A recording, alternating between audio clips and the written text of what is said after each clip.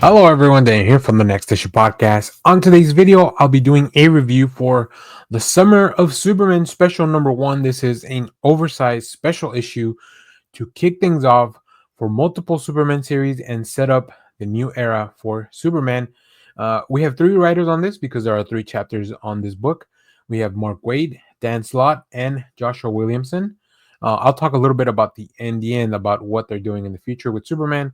We have art by Jorge Jimenez, art finishes by Belen Ortega, which makes perfect sense because like Jimenez, her art is very dynamic, very much influenced by anime and manga.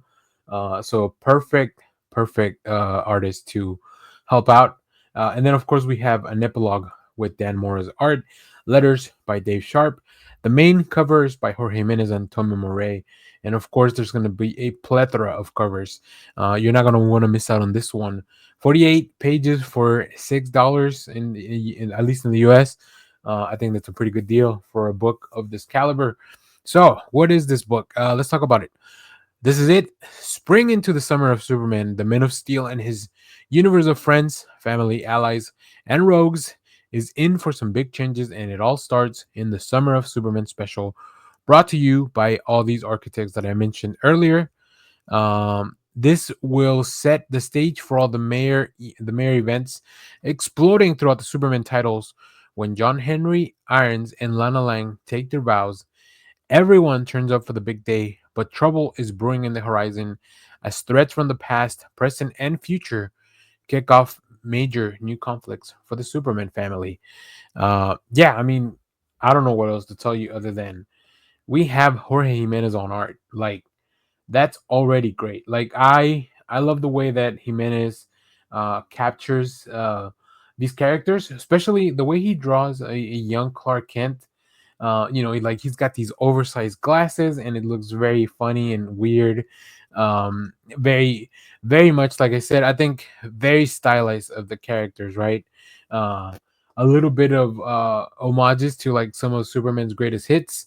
Also, we get to see Lana. Like, I love exploring the relationship between Superman and Lana. As much as I love him being with Lois, like Lana's friendship is really important to the Man of Steel, and I love that. Mark Wade feels like he wants to explore that a little bit more as well. And just, yeah, Jimenez is so good at capturing these really cool moments, just whether it's the fights, explosions, just Superman running into trouble. And like I mentioned, because he is young here, they get to play a lot with different locations. They get to explore a lot of things within the DC universe and the timeline of Superman. This is not so much a time travel book, but it definitely happens in a lot of different stages of Superman's life. So yeah, things that are getting set up here are really cool. And then of course, who doesn't love a wedding issue? John Henry Irons and Lana Lang finally tying the knot and bringing the power couple together. It's a lot of fun. But of course, where there's a wedding, there's going to be trouble, and it may be trouble that has been following Clark since he was a young. And so it's a very exciting book. I really love going into this, and I love all the little previews of things to come as Superman kind of fights this creature that is traveling to time. Somebody else is definitely pulling the strings, and that's really interesting. And we get to see how this may eventually all kind of tie back up into the larger DC problem, the larger DC world, everything that's going on with the repercussions of absolute power and the absolute universe and dark side disappearing. So very, very cool. Um, as I mentioned earlier, a lot of these writers will take over their own books later on. So we can see if you want to keep reading Mark Waid writing Superman, you can check out Action Comics 1087. His art will kick off there with art by Scholar Patridge. If you want to keep reading Joshua Williamson, just continue to buy the Superman title. His big arc with Dan Mora will begin in Superman 28, but also issue 25 is coming very soon. It's going to be an oversized special issue. And then some of uh if you want to read some of Dan Slott's Superman, you can check out Superman Unlimited, which is coming out later in May with art by Rafael Albuquerque. So whatever what the story, whichever part of the story calls to you the most, or if all of them call to you, then for sure you want to check all those out. Also, make sure to check with your shop if you're watching this. Uh, Superman Day is on April 18th. Some of the shops may have stuff earlier to just sell because they'll have some really nice treats for Superman fans. And also make sure to check out. We'll have a different video where we talked about on our live show all about Superman Day and everything you can expect. That should be out pretty soon in the channel as well. So yeah, a lot of stuff that's happening. Superman is getting a great treatment by DC, and it makes sense because they want to make sure to ride the wave of success that we can probably foretell is coming due to the upcoming film. So yeah, we'll definitely keep talking more about Superman in the channel.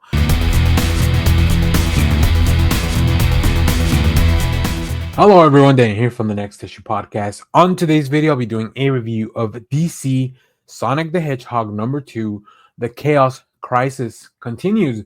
This is written by Ian Flynn with art by Adam Bryce Thomas, Matt Herms on colors, letters by Becca Carey.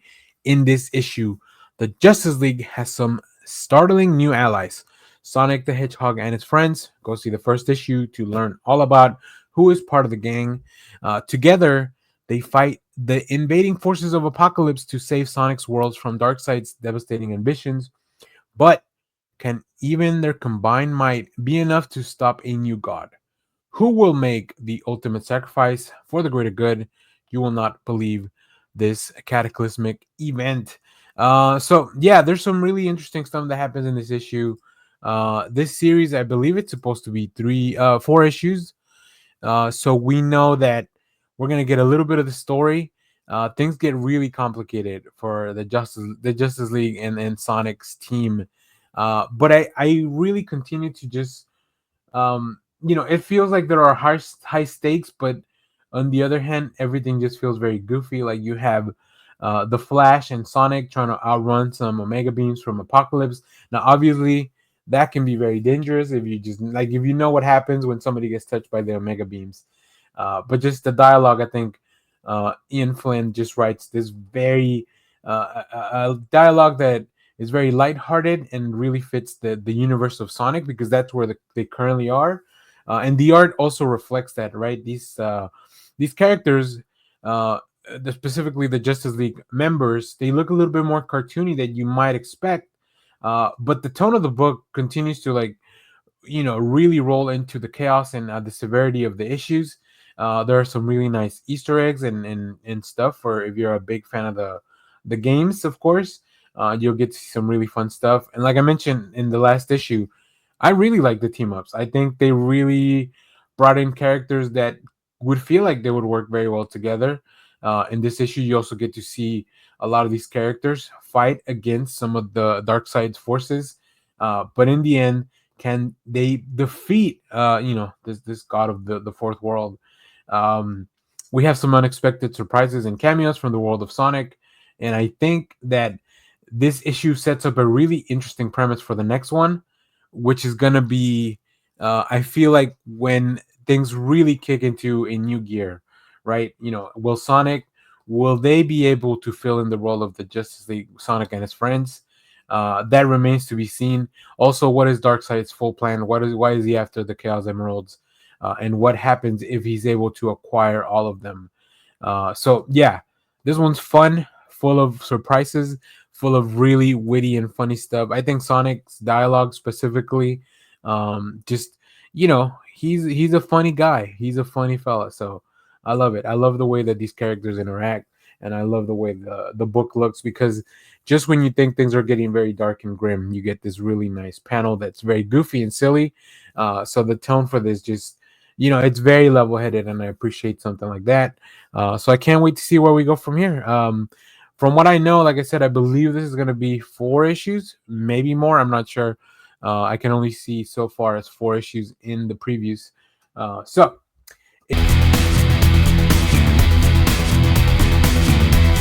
Hello everyone, Daniel here from the Next Issue Podcast. On today's video, we're going to be doing a review for Absolute Flash #2. This is the second issue of this brand new series. of the Absolute line in DC Comics. In this issue, can Wally West outrun the Rogues? Wally West is on the run from his dad and the rest of Fort Fox, and while his newfound abilities are terrifying him, he needs to find a way to use them to make his escape. But how will he handle the elite group his father has sent to bring him back? This is written by Jeff Lemire with art by Nick Robles, Adriano Lucas on colors, Tom Napolitano on letters. Yeah, I had been waiting to see how the rogues were going to be portrayed in this series. I really like them. They're very different. They have some of the same stuff that you might expect from the rogues, but they are all a little bit different in their own special way. New character designs, new outfits. Not exactly everyone having a new power, but definitely very different from what we've seen. Especially because this also ties in on how Wally and his abilities work. Right? He's still not sure how to control everything, so that's definitely one caveat. But I think Jeff Lemire is setting up a really interesting mystery, full of action, which Nick Robles brings to the page masterfully. Like, it is such an incredible feat. The way that we see some of the art in this book be so kinetic in a still medium. But Nick Robles has found a way to just really portray the fluidity and the speed, the spark that is within Wally. There's also a mystery that Jeff Lemire is still setting up about what's going on with, first of all, what's going on with Wally's dad, Barry Allen. How does he fit into all this? And why is he working with the rogues, right? So there's still a lot of things that we're not very sure about. We're not sure about fully how his powers and everything works. So it's really fun to explore that. I think that Adriano Lucas's colors just pop out of the page. They are so bright. This the really cool aesthetic.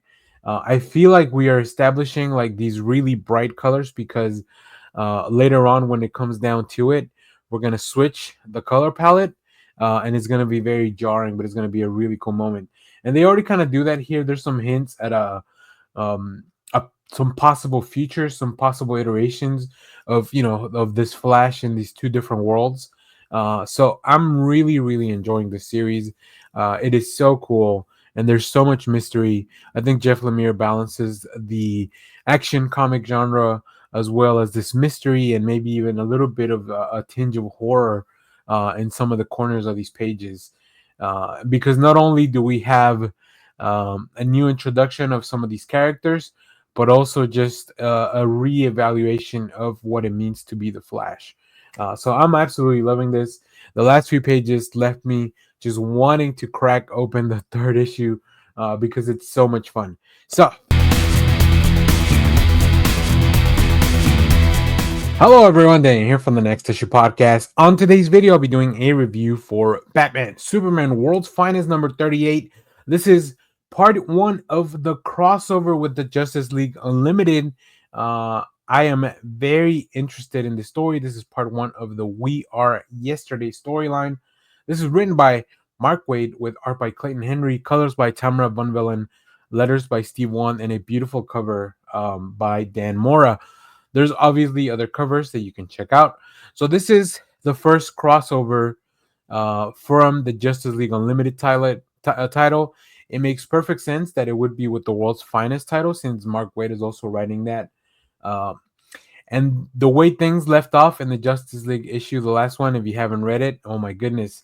There might be a few little spoilers in here. So if you haven't read that, make sure to go check it out. So we have a Legion of Doom is back, but it's not the Legion that we think or not the Legion that we made. No. So in this issue, We Are Yesterday begins here. The sinister psychic powers of the devious Gorilla Grodd have the Men of Steel and the Dark Knight in their sights, but all is not it seems to be. There's something strange going on here, some monkey business that the World's Finest can't quite put their finger on. It's almost as if Gorilla Grodd has knowledge of the future. That's right. So this first issue deals all about with Gorilla Grodd and Gorilla City. So we definitely have, of course, an appearance by the Flash because those are his. The Flash is a his villains are Gorilla Grodd, and he's very much involved with Gorilla City. So there's definitely a lot of really cool callbacks to a lot of that stuff. We get to see Titano the ape with kryptonite eyes. Like, Mark Wade just loves to dive deep into this mythology, especially because he gets to play around a little bit with the timeline, right? World's Finest is a book that happened sometime in our heroes' past, while the Justice League Unlimited title is something that's going on currently. So it's really fun. I think that he has allowed himself a little bit of leeway to just play around with some of this mythology. And there really is not a lot of people that can do it better than Mark Waid when it comes to just going for those deep cuts, reestablishing or reframing the mythology of the DC universe.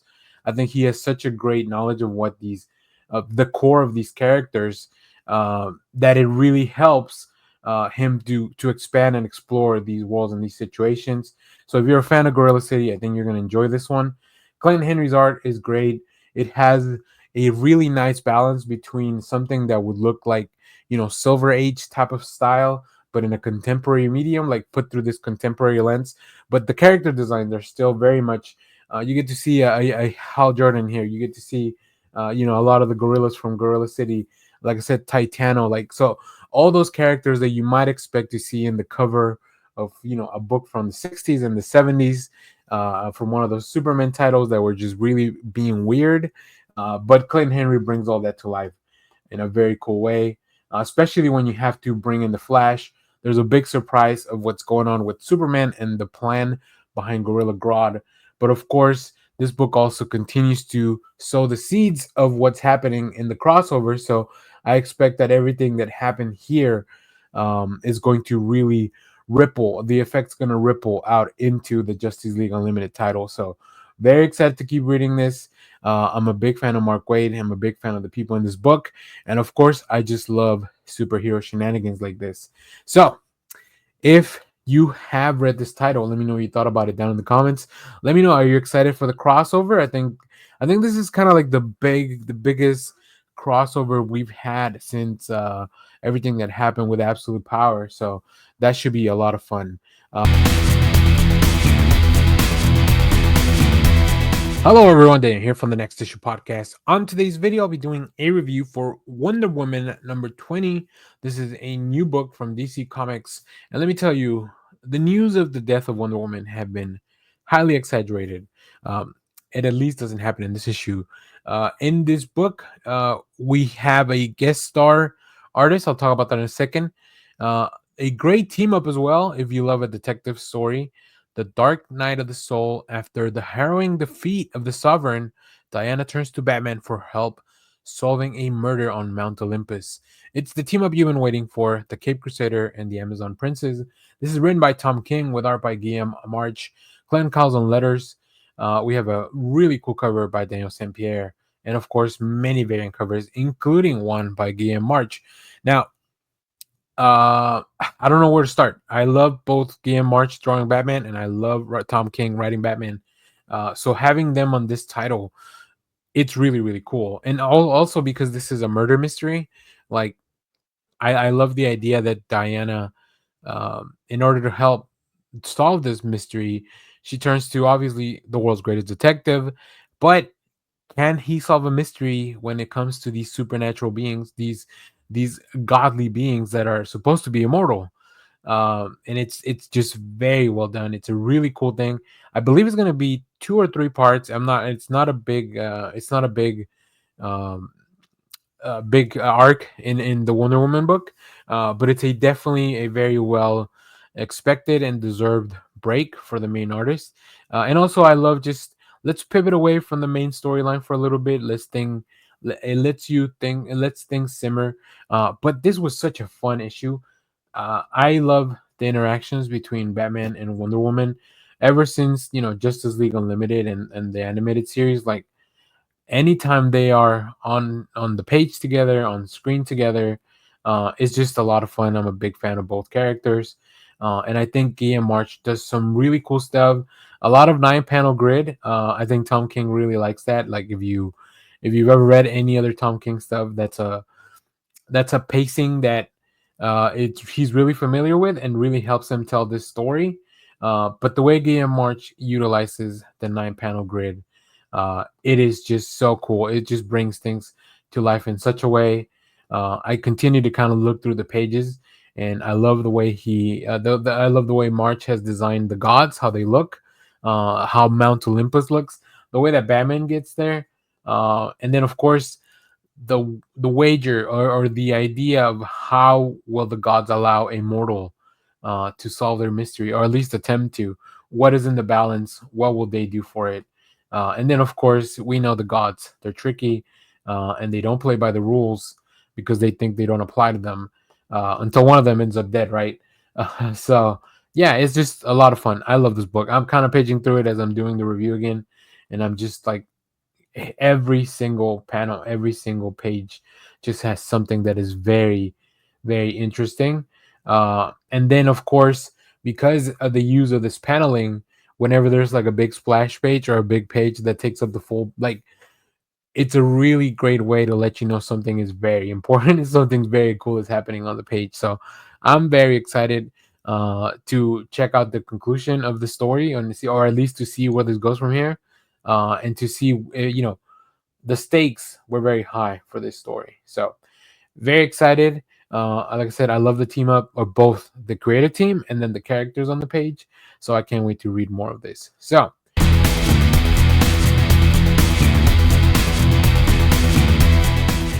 hello everyone, Dan here from the Next Issue Podcast. On today's video, I'll be doing a review for Detective Comics 1096. This is the Mercy of the Father storyline finale, written by Tom Taylor with art by Mikel Janin, Norm Ratman on inks assist, and Wes Abbott on letters, with a cover by Bruno Redondo and many others. So make sure to check out all the covers. In this issue, Too Close to Home.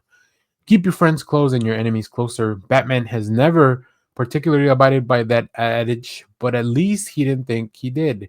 But now, as his latest case veers closer and closer into deeply personal territory for Bruce Wayne, he fears that he may have been unwittingly keeping an enemy very, very close.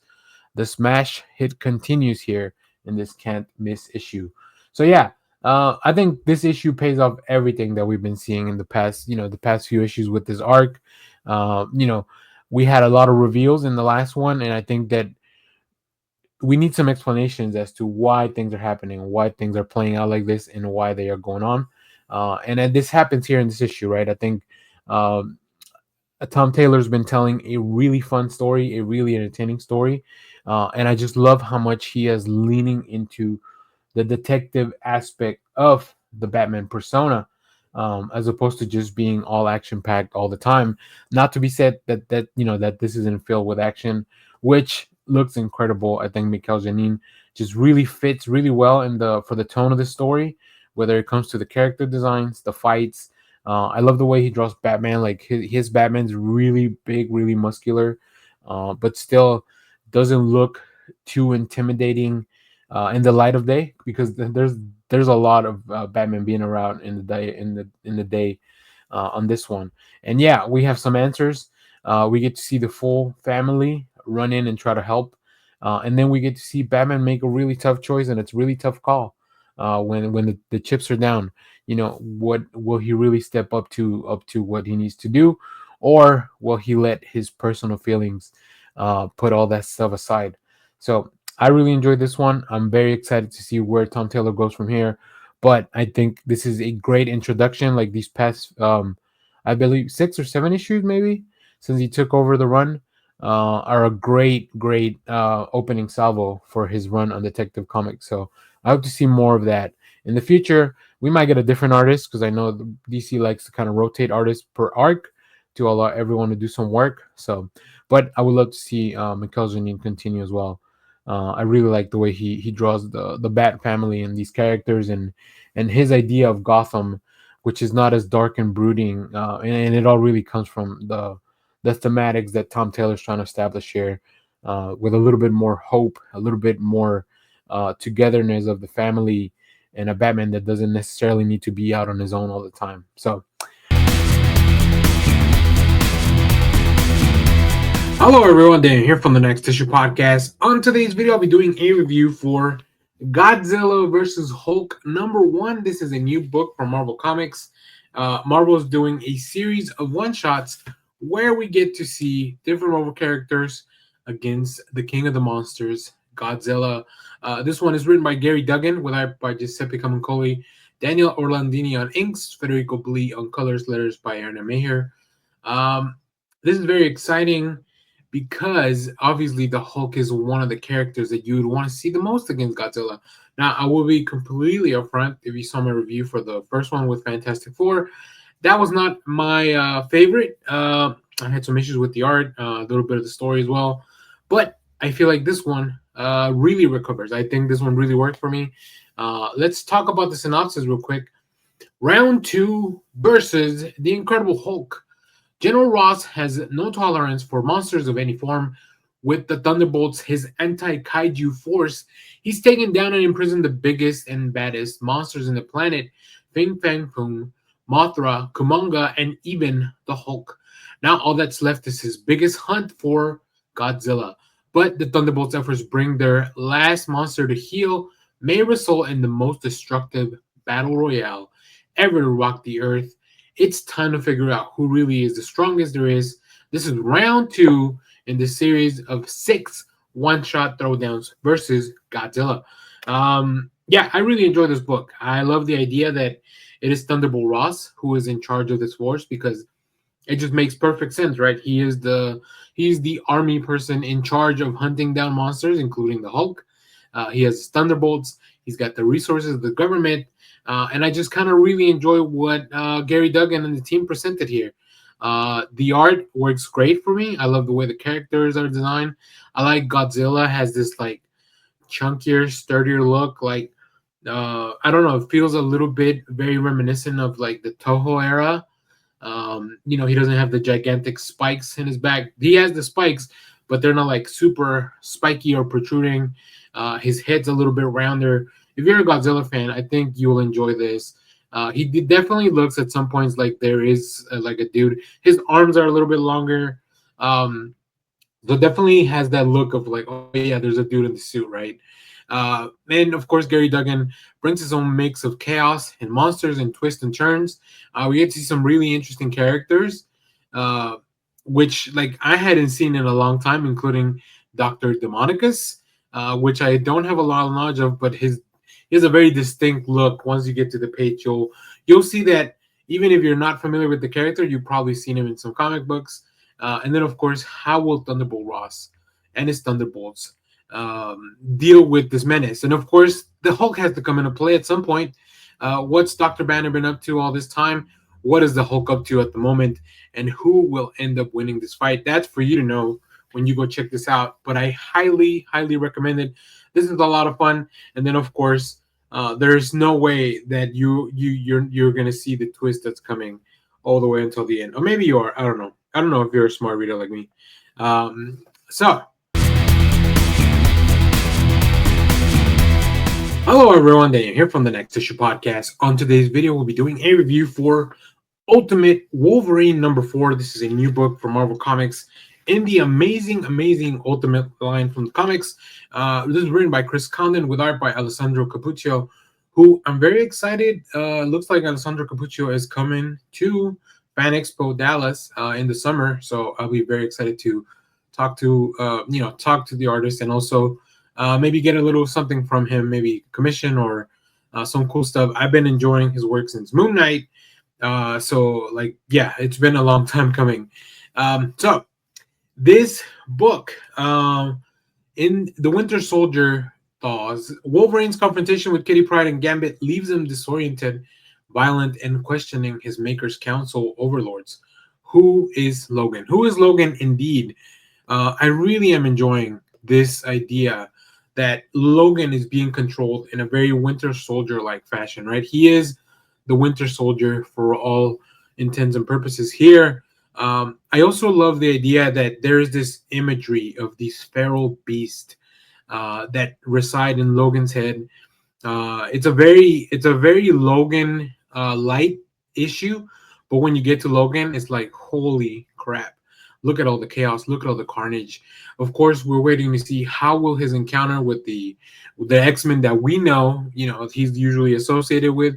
How will that work out?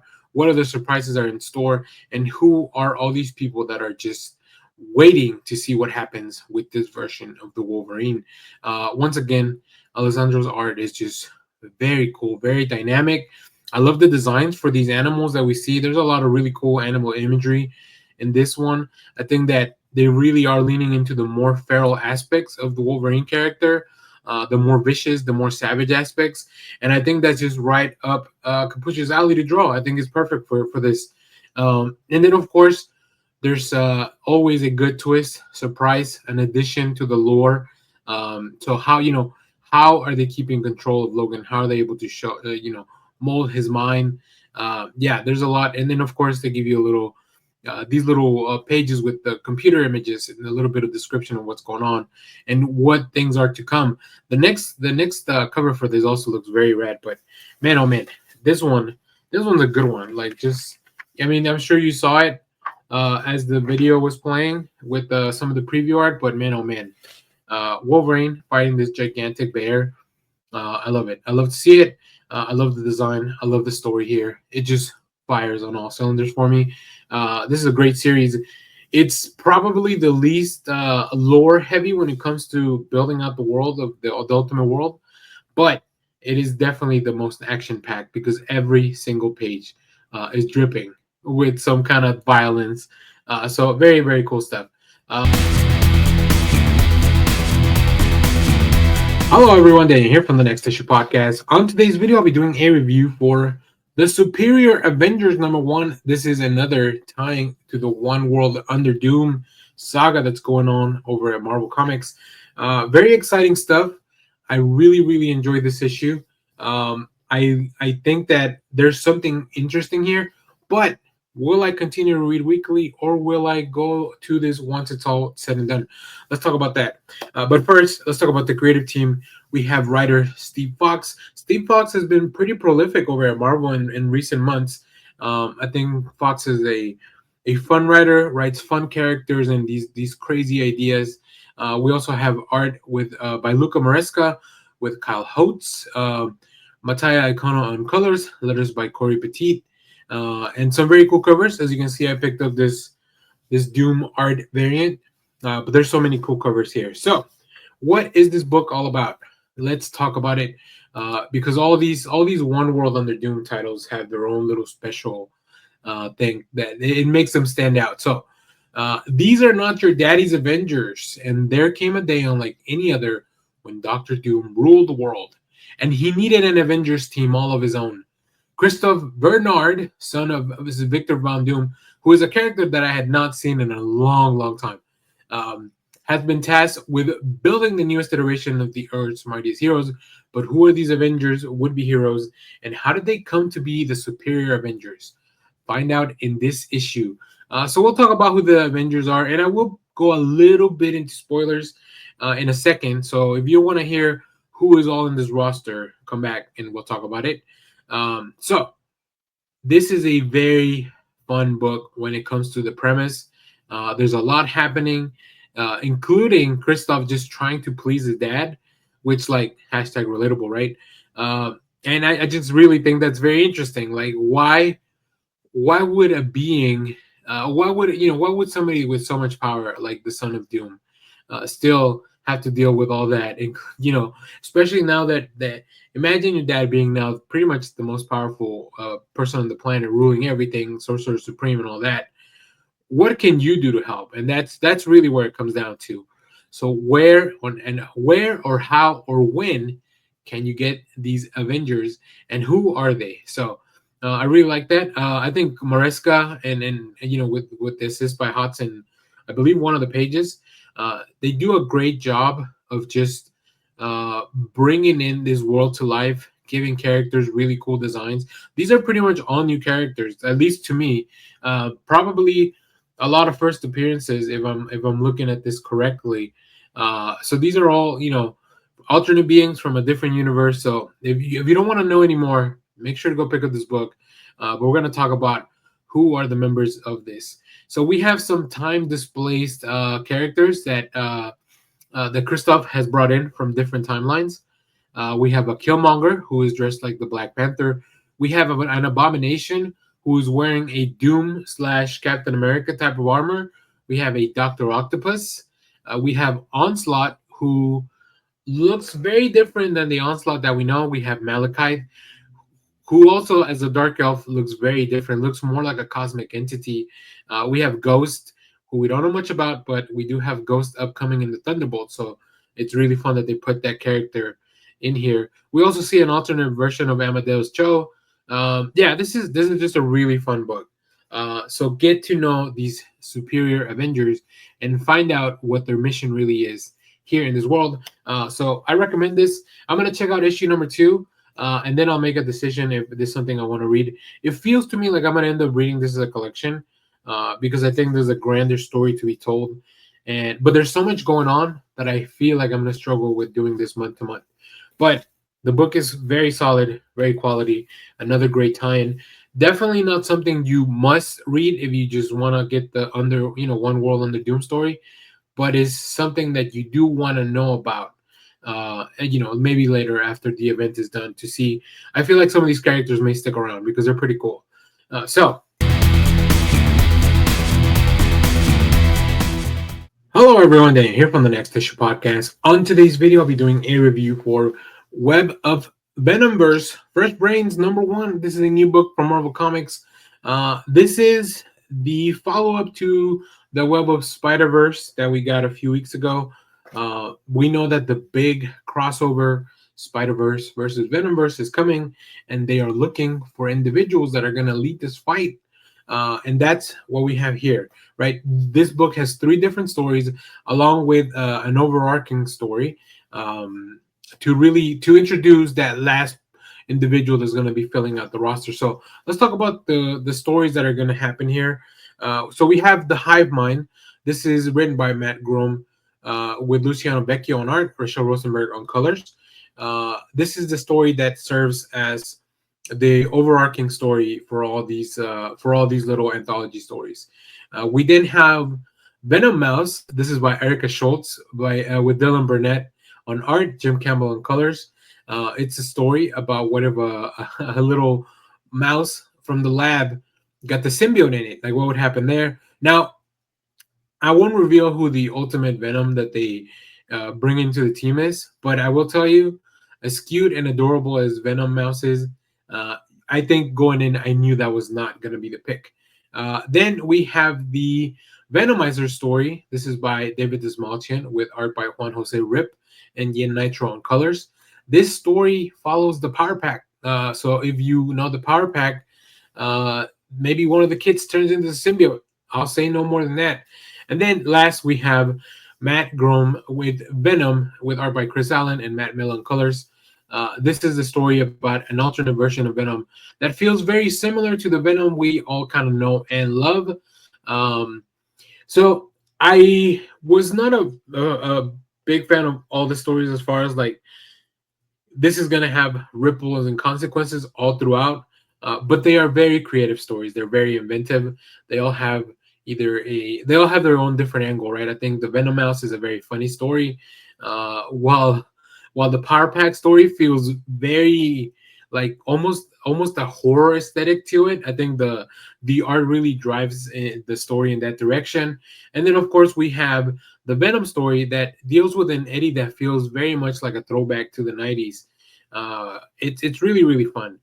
And I think that, as we kind of get through this and we go forward into the Venomverse, it's something that you're going to want to at least check out to know how do we get here before this crossover. We also have one last story at the end. It's a Phlegm story by, I believe the name of the creator is Chris Eliopoulos. It's a one-page story. It's a little bit more, it almost feels like a comic strip from the newspaper, but it's more of a comedic tone as well. Yeah, I like this cover a lot. So even if not every story felt like it was gonna be game-changing to me, it was still a fun ride. So this is one of those books that if you are having a light week, maybe you want to pick something up, maybe a little bit extra. You get a lot of creators on this, so that's really fun. I wouldn't call this something you must pick up, but it's something fun to add to your list or to your poll. If you're not in the uh, if you're not picking up already like 10 or 20 other books. So there you have it. Spider-Man versus the Venomverse is coming, so make sure to stay tuned for that. We'll definitely be talking more about that in the channel. If you're excited for that, let me know down in the comments. Let me know also what you thought of the book. If you picked it up, which one was your favorite story? Hello, everyone. Dan here from the Next Issue Podcast. On today's video, I'll be doing a review for Teenage Mutant Ninja Turtles #8. This is a new book from IDW. Very exciting stuff. Before we get deep into the TMNT book, I will say I try to read this over the weekend because our friends at IDW are gracious enough to send us some copies in advance for all these books. And I was just not in the right headspace for this one. But I'm very glad I took another shot and I reread it because this is so good. I forget how good these books are. It's really I had read like 5 or 6 other comics before that, so like I think I might have been a little bit tapped out the first time. But man, oh man, I'm so glad I went back to this one and just kind of savored it. Took a little bit of a break and then just put some time aside to reading it. So this book is written by Jason Aaron with art by Juan Ferreira, letters by Sean Lee. Very, very exciting stuff. In this issue, though, Donnie's on the edge. Once the most reliable and risk-averse of the TMNT, Donatello's mind is spinning out of control following his violent stay in captivity. Fortunately, his brothers are there to protect them from the army of Foot Clan ninjas bent on destroying them all. But how can the Ninja Turtles save Donatello from the voice of their dead father, Splinter, that Donnie insists he's hearing inside of his head, along with the little rat that he keeps carrying, right? Man, oh man. I like this one a lot because it's kind of told from the point of view of Leonardo. You can probably tell from, the cover, the credit page is in blue and also has Leonardo standing there on top of it. So I like that Jason Aaron is kind of taking the time to put a different turtle at the forefront of the story.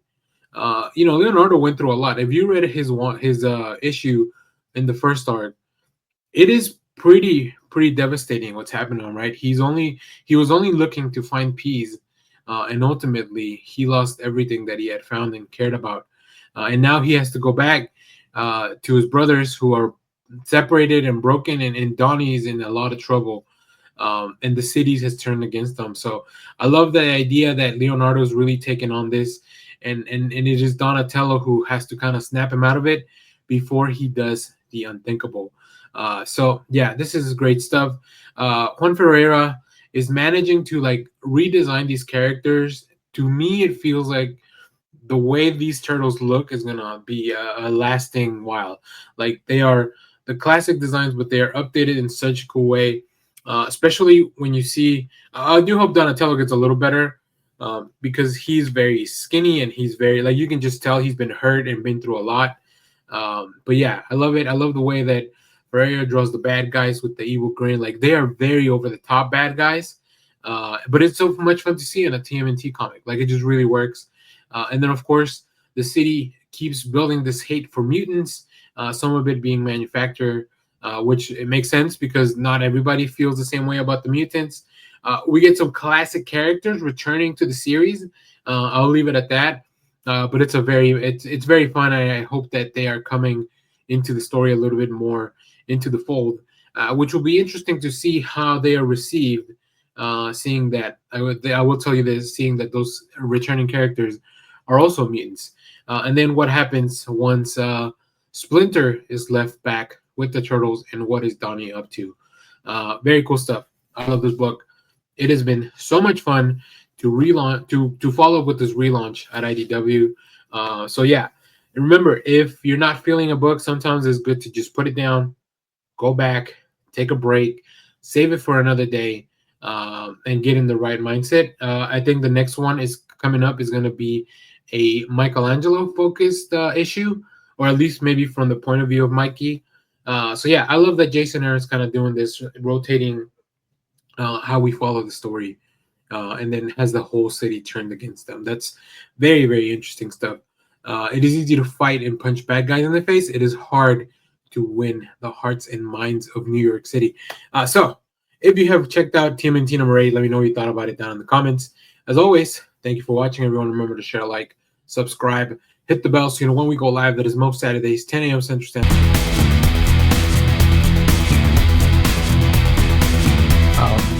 Speaking of reviews, we're gonna review one book, but probably end up talking about two books ultimately, just because we're catching up.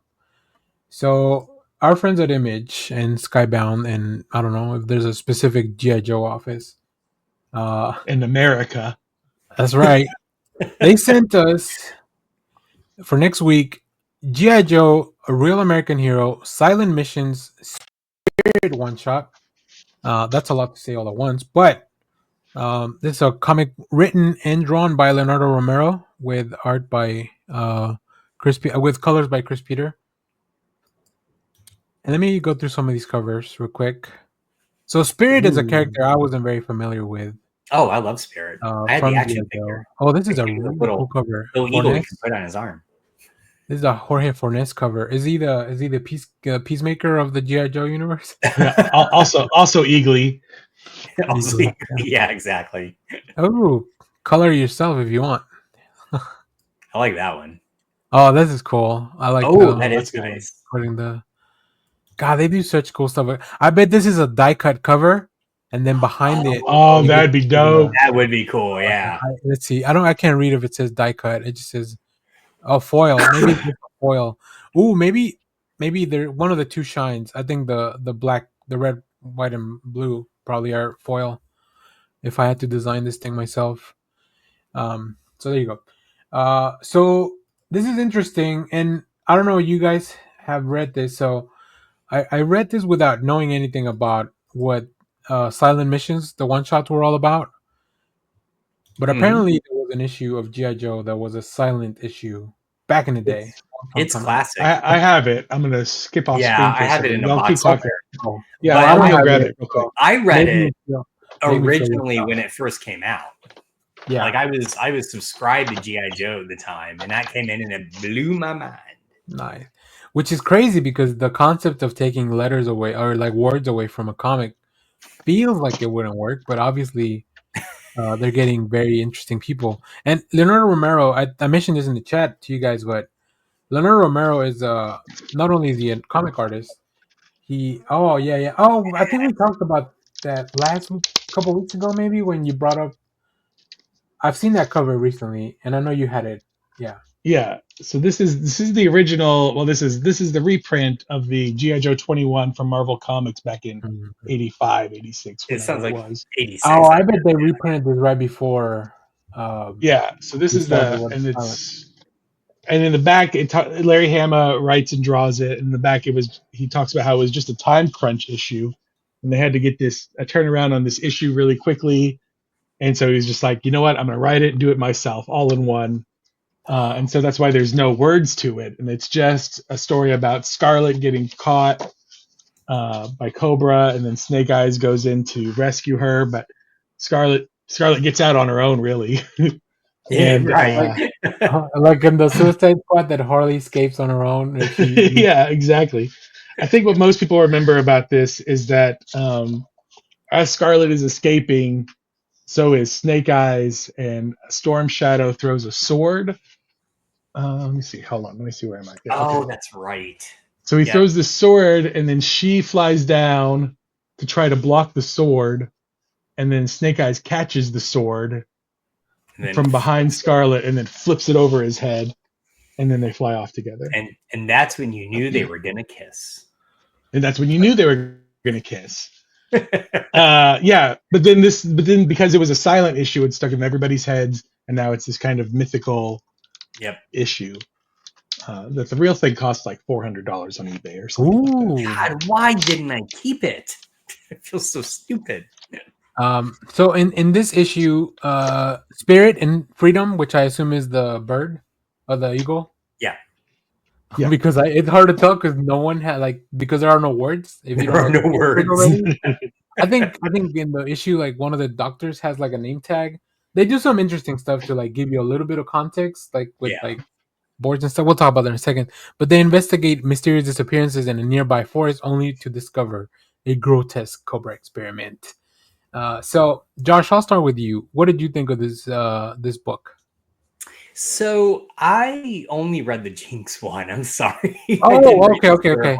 It's all right. We'll talk about that in a second then. So, Jeff, what did you think of the? I liked it. It's Romero's artwork is very clean, and it's very easy to understand what's going on in the story. There's been a Beachhead one as well that came out last week, I think it was, or 2 weeks ago maybe. And Phil Hester does the artwork in this one. I'm gonna be honest, I love Phil Hester's artwork, but it was a little bit hard to follow. And so this one was way easier to kind of understand what was going on, especially since there's no word or dialogue to kind of where there's usually there to help you out. Cobra has a lot of answering to do for all the trees they killed. They do a lot of logging in this issue. I really enjoyed it. I felt it's in the spirit of the first G.I. Joe 21, and then it's just a quick little in and out kind of mission, sort of something just a quick little story. And the good guy saves the day. It's a very entertaining little story. He said spirit. Spirit. I agree with you very much. I love, and I was trying to pull up. I do have some. Hold on, let me see if I can share this. Yeah, because I do have a little bit of previews that I found online. This is some of the first few pages, and I love how many panels we're getting through this, so you can understand well, something is out there hurting the creatures of the forest, right? There's something going on, and obviously Spirit is there, and just Romero's art is so cool.